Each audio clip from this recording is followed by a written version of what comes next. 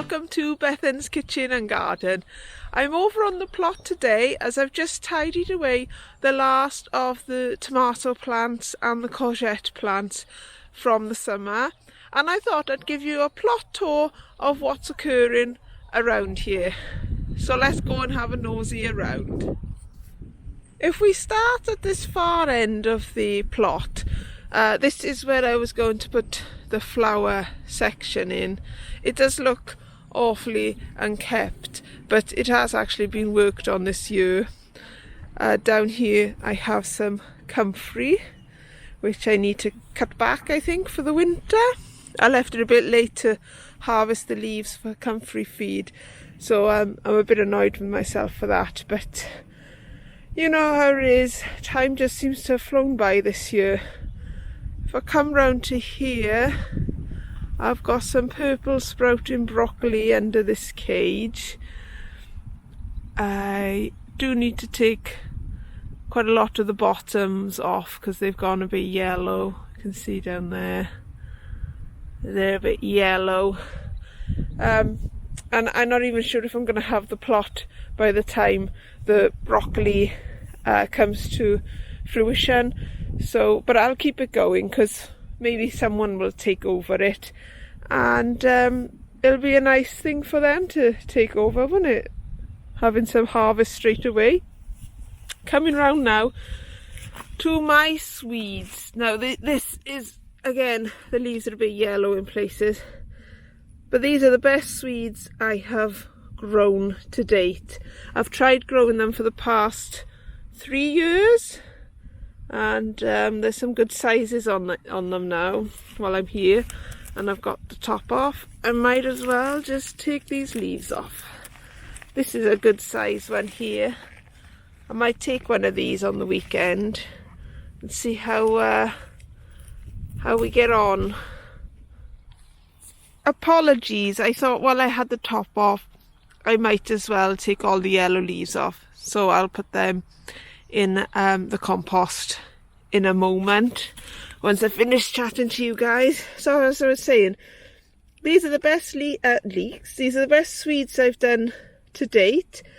I've just noticed when I took some of the yellow leaves off, there was a little one here. Now that has been my success rate so far, so that's why I'm very pleased that I've actually grown much bigger bulbs than that little runt over there.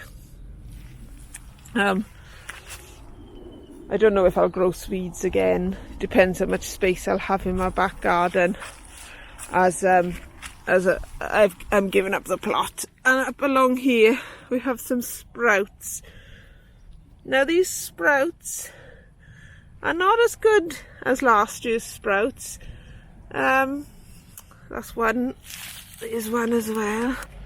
They are good. Actually, what happened last year was I had about 3 really good stalks, and then I probably had about 6 not so good stalks. So actually, on the whole, the stalks on each one of these are looking rather good. So I'll take that back, what I said. These are good. This variety is Trafalgar something or other, whereas the ones I grew last year were green marble. And I'll just bring you down to the kale, which I've been taking quite a lot off the kale, and it's been producing well. Similarly to the sprouts, it did have quite a few yellow leaves at the bottom, but I've stripped them away, and hopefully they'll keep producing. I've just put the netting back down on the brassicas, and I thought I'd just show you. This is the area I've just cleared.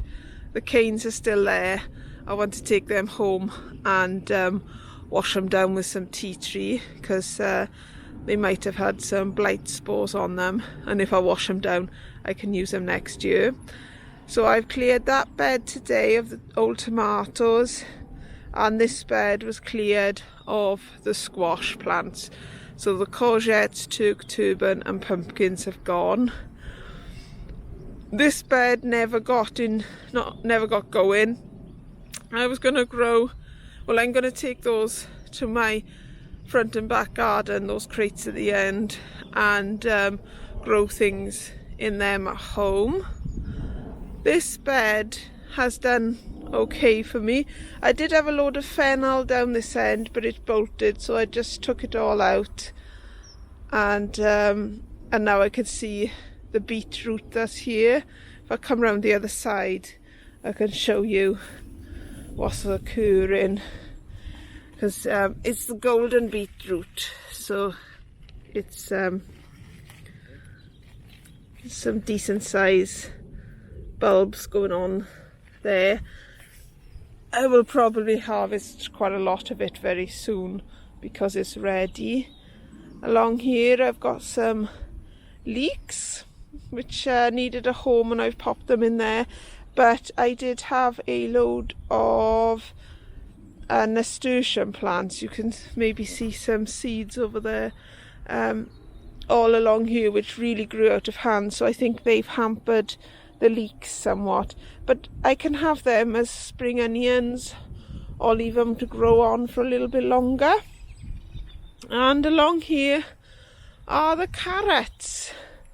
These are in need of a weed, but they are doing okay. I might do some thinning out, or I might leave them.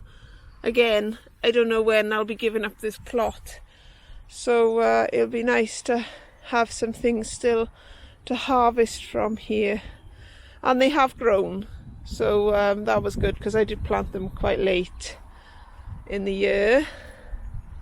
If I pan around here, these two beds haven't been in use for a while.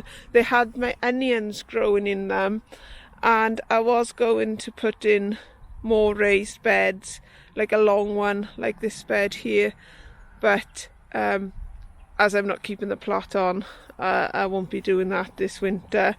I'm just more or less coming over now to harvest what's left, and a lot of my raised beds down here are now clear too.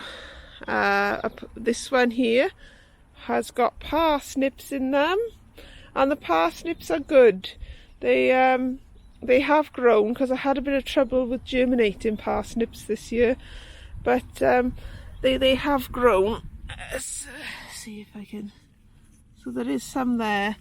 The only trouble is they're not all that sweet at the moment. I think we need a bit more frost. It's been too cold and wet. Sorry, not cold. It's just been a bit wet to for the parsnips to sweeten up yet. This is my leek bed. I've got leeks dotted everywhere, to be honest, but this is the main leek bed, and they are thickening up a lot in the last 3 or 4 weeks actually. So I've taken a few leeks, and they're very nice. We come around here. I've got a couple of Swiss chard plants still on the go. You probably saw me a vlog or two ago clearing away these beds and leaving any that was suitable, because we will need them in the winter. The yellow is not so yellow on these anymore. They've gone more of an orange now, but it's still a luscious colour. And there's a pink one over there. I better show you the white ones so they don't feel left out. There's a lovely white one here and here. And then over here, try not to swing around too much, is a red and another white one. So I think between these 6 plants and the kale, we might be alright for leafy greens for a while. I've got some straggling leeks here again, and half a leek bed there, and oh, I'm going the wrong way, half a leek bed here. The reason this half is because I had tomatoes growing in front of both, because, well, I don't know why I did that, but I did. So that's what's happening with the leeks. I got quite a lot of leeks, which is good. These beds here had the beans and peppers in. They've been cleared now. This bed had the sweet corn in. That's been cleared now. And these two beds over here have got the celeriac in, which is growing well, giving me a decent sized bulb so far, and it's delicious. It's really lovely. And then over here is the other celeriac bed, and though that's a lettuce bed that I need to clear out, it's been like that since the summer. So I did half the bed here, and I just need to clear the other half at a later date. If I come round to here, this is my asparagus. I am going to dig up this asparagus. I'm hoping to do it really soon and transfer it to my garden at home, but I need to put the bed in place before I do that, which is why I haven't cut any of the fronds down, because really I should have cut the fronds down by now, and that would have helped the asparagus plant, but I wanted to keep the fronds so I could actually see where the plants were. Well, and that's my thinking anyway. Come to the rhubarb patch now. It's well, it's all died back down for the winter. I'm going to take these two rhubarb plants with me. I shall take the opportunity to divide the crowns when I dig them up. So I'll have 4 rhubarb plants of the Timperley Early variety, and the other Victoria plants that I grew from seed I'll leave here for whoever takes on the plot next. And if I just sweep around here, I need to cut out all the old growth from the blackberry plants and the tayberry plants, and I might start moving them soon. Everything is sort of gone over now for the winter, so I can get on with lifting these when my beds are made at home. Come down to here, the raspberries are finished now, so I'll cut them back and move them as well when I'm putting the beds in. And here's my fruit trees. Everything always looks so bare, doesn't it, at this time of year? A bit hopeless, really.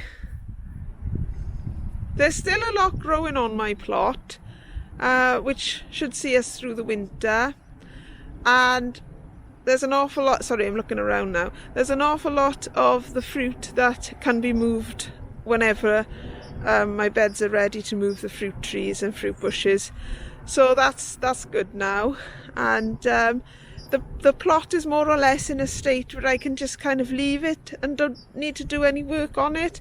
I just have to come over and harvest as and when I need a harvest, which is where I wanted to be with the plot, really. So I'm very pleased about that.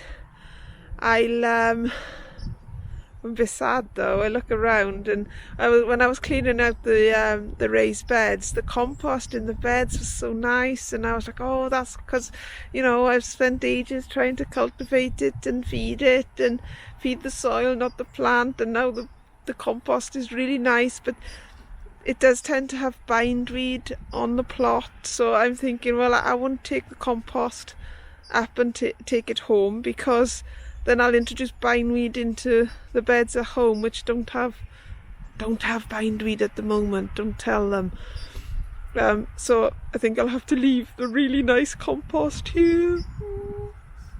But anyway, onwards and upwards to bigger and better things, isn't it? That's it from me for today. I hope you enjoyed the plot tour. I'm really pleased with where the allotment is, and now it's just in a state where I can just come and harvest and slowly take away plants as and when I need them.